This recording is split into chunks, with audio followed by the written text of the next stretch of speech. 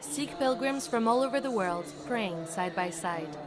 This is one of the most sacred sites in Sikhism, located in Hassan Abdal in Pakistan, where the religion was founded 500 years ago. But in the Muslim country, Sikhs are now a tiny minority, numbering a mere 20,000. Among them, a man in grief. His son was one of the victims of a wave of attacks against the community last year. Back at his home in Peshawar, Harban Singh is still in shock. We are Pakistani nationals. We live here. So why did this happen to us? We are devastated by this brutality. How can this happen to us? His son's sudden death left 3 children orphaned. In the bazaar where the attack took place, the family's bakery remains closed.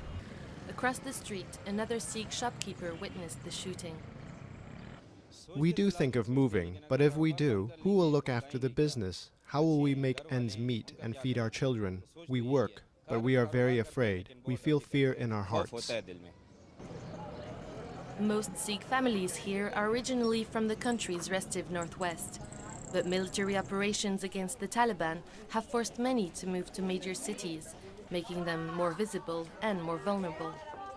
In the second half of last year, 5 other Sikh traders were murdered in similar attacks. There are no official leads in any of the cases, increasing the community's sense of insecurity.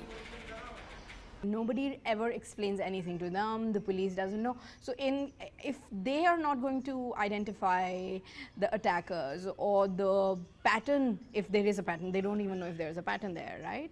So that's their concern is that they would never be able to, they would never be sure as to why they're being targeted, other than the fact that they are vulnerable, the security situation is bad, and people do not want to see minorities flourishing at all.